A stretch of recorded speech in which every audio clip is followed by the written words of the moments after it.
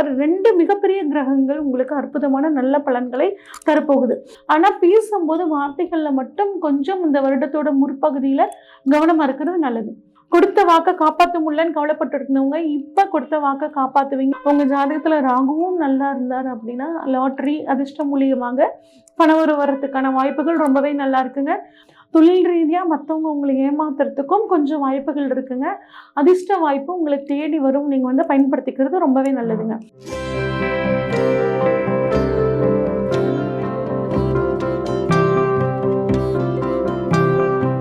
நமசிவாய வாழ்க, நாதன் தாழ் வாழ்க, இமைப்பொழுதும் எண்ணெஞ்சில் நீங்காதான் தாழ் வாழ்க.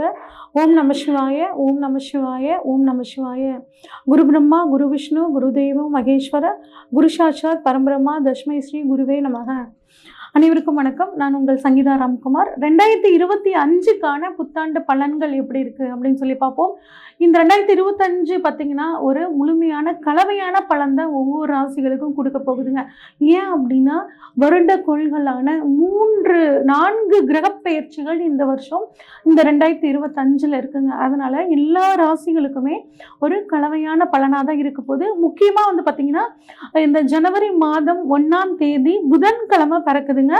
மார்கழி மாதம் 17ஆம் தேதி. இதுல வருடத்துல முதலாக வரக்கூடிய பயிற்சி அப்படின்னு சொல்லி பார்த்தோம்னா சனி பயிற்சிங்க. இது 29/3/2025 அதாவது மார்ச் மாதம் 29ஆம் தேதி சனி பயிற்சி நடைபெறுதுங்க. இந்த சனி கும்பராசியிலிருந்து மேசராசிக்கு போறாருங்க. அடுத்து குரு பயிற்சி. இது 14/5/2025 மே மாதம் 14ஆம் தேதி உங்களுக்கு புதன்கிழமை குரு பயிற்சி ஆகிறாருங்க. குருவானவர் ரிஷபராசியிலிருந்து மிதுன ராசிக்கு போறாருங்க. அடுத்து ராகு கேது பயிற்சி 18/5/2025 அன்னைக்கு ராகு கேது பயிற்சி. ராகுவானவர் மீனத்திலிருந்து கும்பத்துக்கு ரிவர்ஸ்ல வர்றாருங்க. அதே மாதிரி கேது பகவான் கன்னி ராசியிலேருந்து சிம்ம ராசிக்கு போறாருங்க. இதுதான் இந்த வருடத்துல மிக முக்கியமான கிரக பயிற்சிகளுக்கான காலங்க.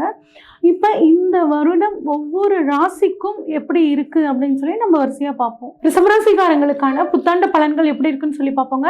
ரிஷபராசியை பொறுத்த வரைக்கும் உங்களுக்கு ரிஷபராசிக்காரங்களுக்கு அதிபதி சுக்கிரன் பகவானுங்க. அதனால இவங்க எந்த ஒரு விஷயத்தையும் எல்லாத்துக்கிட்டையும் ரொம்ப பாசமா அன்பா நடத்துக்குவாங்க. எல்லாத்துக்கிட்டையும் அனுசரிச்சு போவாங்க. அடுத்தவங்க எப்படி இருப்பாங்க அப்படின்னு ஜட்ஜ் பண்றதுல வல்லவங்களா இருப்பாங்க. ஒரு லக்ஸூரியஸ் லைஃப் இவங்களுக்கு பார்த்தீங்கன்னா ரொம்பவே பிடிக்கும். இவ்வளவு சிறப்பான இந்த ரிஷபராசிக்காரங்களுக்கு இந்த 2025 புத்தாண்டு பலன்கள் எப்படி இருக்குன்னு சொல்லி பார்ப்போங்க. ரிஷபராசியை பொறுத்த வரைக்கும் குரு பகவான் உங்களோட ஜென்மத்திலேயே இருந்து, அதாவது உங்க ராசியிலேயே இருந்து நிறைய தொந்தரவுகளை கொடுத்துட்டு இருந்தாருங்க. இந்த மே மாசத்துக்கு அப்புறம் பார்த்தீங்கன்னா உங்களுக்கு அவரு 2ஆம் இடத்துக்கு தனஸ்தானத்துக்கு போறாருங்க. இது ஒரு அற்புதமான அமைப்பு. கிரகநிலைகளை பொறுத்த வரைக்கும் பார்த்தா உங்களுக்கு குரு 1ஆம் இடத்துல இருந்து 2ஆம் இடத்துக்கும், ராகு பகவான் 11ஆம் இடமான லாபஸ்தானத்துல இருந்து 10ஆம் இடத்துக்கும், கேது பகவான் 5ஆம் இடத்துல இருந்து 4ஆம் இடத்துக்கும் போறாருங்க. சனி பகவானை பொறுத்த வரைக்கும் உங்களுக்கு ரொம்பவே சூப்பரா ஃபேவரா இருக்காருங்க. அதாவது 10ஆம் இடமான கர்மஸ்தானத்திலிருந்து 11ஆம் இடமான லாபஸ்தானத்துக்கு போறாரு. அப்ப 2 மிகப்பெரிய கிரகங்கள் உங்களுக்கு அற்புதமான நல்ல பலன்களை தரப்போகுது. உங்களுக்கு பொறுத்த வரைக்கும் வருடத்தோட முற்பகுதி பிற்பகுதி 2ஆக பிரிச்சுக்கலாங்க. உங்களை பொறுத்த வரைக்கும் பணவரவு ரொம்ப சூப்பரா இருக்குங்க. இது நாள் வரைக்கும் ஏதாவது பெரிய கடன் ஏதாவது இருந்துச்சுன்னா சின்னதாக அங்கங்க வாங்கியிருந்தீங்கன்னா அந்த கடனை ஒரு பெரிய கடன் வாங்கி அடைச்சிருவீங்க. அந்த பெரிய கடனையுமே உங்களுக்கு பணவரவு மூலியமாக நீங்க ஈஸியா செட்டில் பண்ணக்கூடிய சூழலா உங்களுக்கு இந்த வருஷம் இருக்குங்க. அரசு ஊழியர்களுக்கு ரொம்ப சூப்பரா இருக்கு. அரசியல்வாதிகளுக்கு நல்லா இருக்குங்க. அதே மாதிரி ரொம்ப நாளா வெளிநாடு போகணும்னு காத்துட்டு இருக்கிறவங்களுக்கு வெளிநாடு போகக்கூடிய வாய்ப்பு ரொம்பவே நல்லா இருக்கு. அதே மாதிரி கலைத்துறை மீடியா துறையில் இருக்கிறவங்களும் நிறைய வெளிநாடு ப்ரோக்ராமில் போய் கலந்துக்கிறதுக்கு, நிறைய ஃபாரின் அவார்ட்ஸ் வாங்குறதுக்கான சூழ்நிலைகளும் ரொம்பவே நல்லா இருக்குங்க. அதே மாதிரி வேறு மொழி மதம் இவங்களால உங்களுக்கு நன்மை அப்படிங்கிறது கிடைக்க போகுதுங்க. அதே மாதிரி உத்தியோகம் மாறணும், தொழில் மாறணும் அப்படின்னு நினைக்கிறவங்களுக்கும் இந்த காலம் ரொம்பவே நல்லா இருக்கு. ஆனால் அதுக்கு முன்னாடி உங்கள் சுய ஜாதகத்தை ஒரு தடவை நீங்கள் பார்த்துக்கிறது நல்லதுங்க. சொத்துக்கள் கோர்ட்டு கேஸ், இதில் சொத்துக்களுக்காக கோர்ட்டு கேஸ் ஏதாவது போயிருந்தீங்கன்னா அதுவும் இப்போ உங்களுக்கு பார்த்தீங்கன்னா ரொம்பவே சாதகமாக முடியும். ப்ரொமோஷன் நல்லா கிடைக்குங்க. ஆனால் பேசும்போது வார்த்தைகளில் மட்டும் கொஞ்சம் இந்த வருடத்தோட முற்பகுதியில் கவனமாக இருக்கிறது நல்லது. ஓகே. இப்ப குரு வந்து பார்த்தீங்கன்னா, உங்களுக்கு ஃபர்ஸ்ட்டு மே மாசம் வரைக்கும் கொஞ்சம் தொந்தரவு குடுத்தாலும், மே மாசத்துக்கு அப்புறம் உங்களுக்கு 2ஆம் இடத்துக்கு வந்துர்றாருங்க. அங்கருந்து உங்களுக்கு 6, 8, 10 பார்க்குறாருங்க. 2ஆம் இடம் குரு தன குருன்னு சொல்லுவோம். குடும்ப குருன்னு சொல்லுவோம். அப்ப உங்களுக்கு நெறைய தனவரவு இருக்கும்.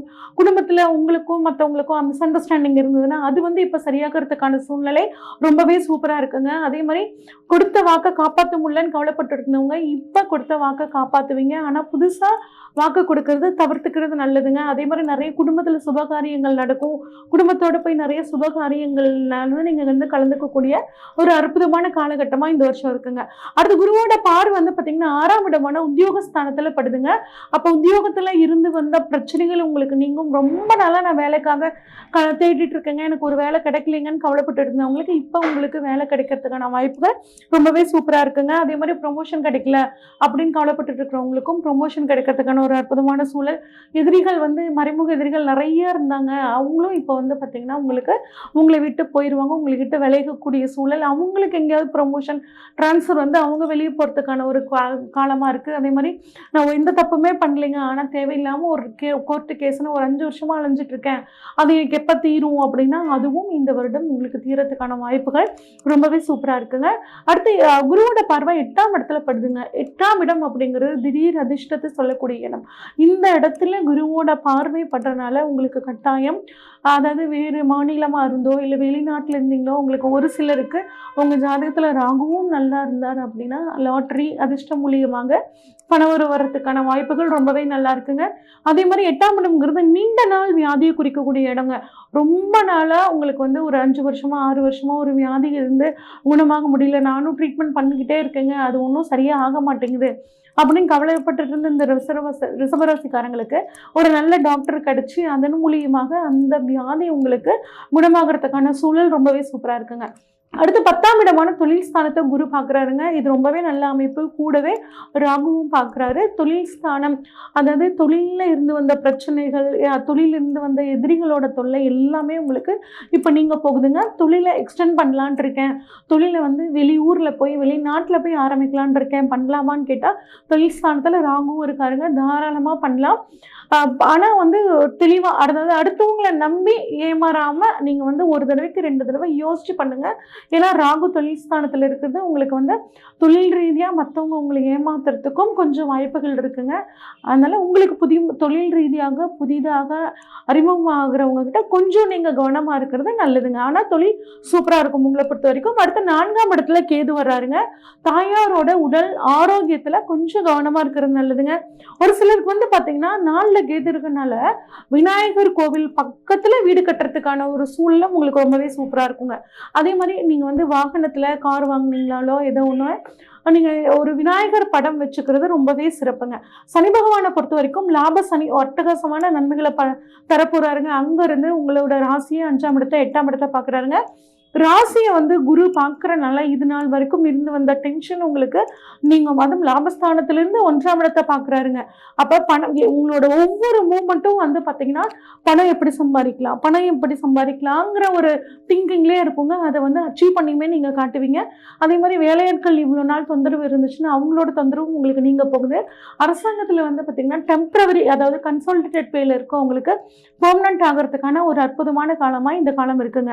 அடுத்து சனியோட பார்வை 5ஆம் இடத்துல இருக்கிறனால குழந்தை பாக்கியம் இல்லாதவர்களுக்கு, அதுவும் 11ஆம் இடத்துல இருந்து பார்க்கறனால கட்டாயம் குழந்தை பாக்கியம் இருக்கிறதுக்கான சூழ்நிலை சூப்பரா இருக்குங்க. குலதெய்வத்தோட அருள் பரிபூர்ணமா கிடைக்கும். அரசியல்வாதிகளுக்கு நிறைய புதிய பதவிகள் கிடைக்கிறதுக்கான ஒரு யோகம் இருக்குங்க.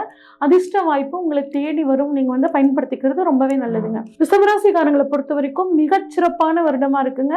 12 ராசிகள்ல ஒரு சில ராசிகளுக்கு தான் ரொம்பவே இந்த வருஷம் ஃபேவர். அதுல வந்து இந்த ரிஷபராசிக்காரங்க முக்கியமானவங்களா இருக்கீங்க.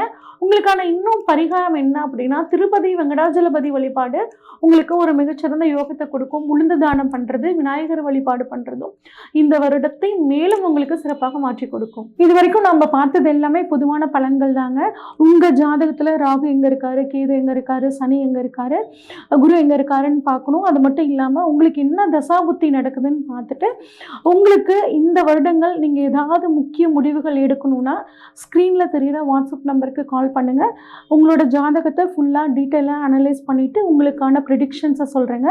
அனைவருக்கும் இனிய புத்தாண்டு நல்வாழ்த்துக்கள். நன்றி, வணக்கம்.